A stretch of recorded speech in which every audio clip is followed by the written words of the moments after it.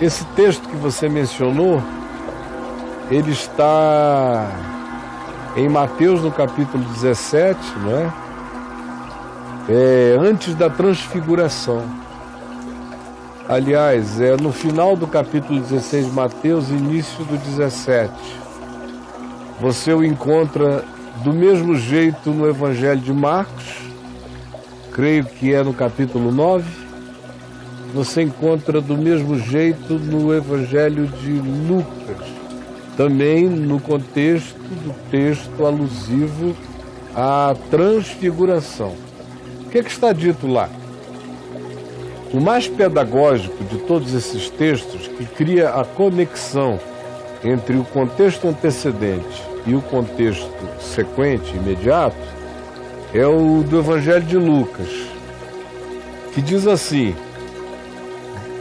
Jesus falando, em verdade eu vos digo, que alguns, olha a palavra, leia direito mesmo, o português primeiro, alguns, portanto era algo seletivo, exclusivo e particular, a alusão a qual ele fazia. Alguns, quando ele mesmo voltar, todo olho verá. Aquilo ali não era uma referência à parousia, à volta cósmica, global, inafastável, acerca da qual todo olho verá. Não. Veja a palavra. Está lendo aí na sua biblinha? Alguns dos que aqui se encontram. Primeiro eram alguns. Segundo, daquele grupo que estava ali. Aqueles 11, 12, mais alguns outros companheiros à volta, no máximo 20, 25 pessoas. Naquela conversa, alguns dos que aqui se encontram não verão a morte. Outra coisa, tá vendo? Não verão a morte. Portanto, ele não estava se referindo à volta dele, porque quando ele voltar, haverá ressurreição dentre os mortos, a morte acabará. Assim, fica óbvio que ele não estava se referindo àquele dia nem àquela hora, mas a algo seletivo, particular, extremamente relativo, uma visão posterior à qual haveria morte ainda. Alguns dos que aqui se encontram não verão a morte até que, significa dizer que depois veriam a morte e morreriam, até que vejam o Filho do Homem na sua glória, na glória do seu reino. Aí o Lucas continua dizendo assim, ora, cerca de 8 dias depois de proferidas estas palavras, levou Jesus a um alto monte e transfigurou-se diante deles.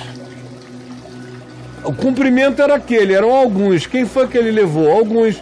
Pedro, Tiago e João. Levou alguns deles a um alto monte, transfigurou-se diante deles, e quando se diz o que Moisés e Elias conversavam com ele ali, conversavam acerca da sua partida, que ele estava para cumprir em Jerusalém, acerca do reino de Deus. Pedro, Tiago e João, vendo aquilo, ficaram aturdidos. E o que eles viram? O Filho sendo envolto por uma nuvem luminosa, que no ambiente do Novo Testamento sempre carrega uma simbolização vinculada ao Espírito Santo, como foi com Maria, que quando recebeu o anúncio de que ficaria grávida de Jesus, foi envolta numa nuvem. O Filho glorificado, o Espírito o involucrando naquela nuvem, e eis que vem do céu a voz do Pai. Pai, Filho, Espírito Santo, reino de Deus, completude, plenitude.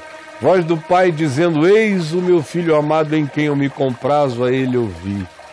Tendo dito, ouvido eles estas palavras, abriram os olhos e já não viram mais ninguém, mas somente a Jesus. Então essa palavra se cumpriu ali mesmo. Você veja, meu filho, como algumas das confusões que a gente tem É porque a gente fica tão nervoso com a doutrina, você ficou pensando tanto na doutrina cristã, religiosa, da volta de Jesus, que nem o texto você leu com calma.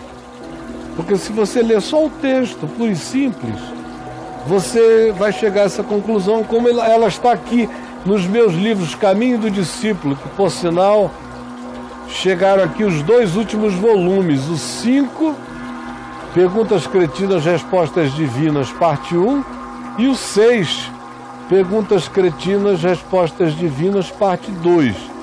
Mas aonde você encontra essa minha explicação na série Caminho do Discípulo é no livro 1, onde eu explico longa e pormenorizadamente. Pegue aí na loja do site o Caminho do Discípulo 1.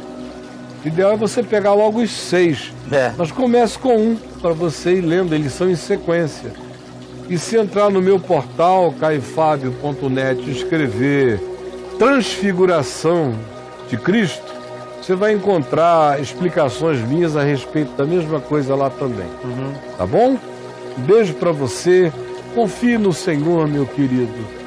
Eu não tenho quantos 20 aí? 20, a Transfiguração. Leia isso tudo aí que você vai ter mais expansão acerca do que eu disse aqui.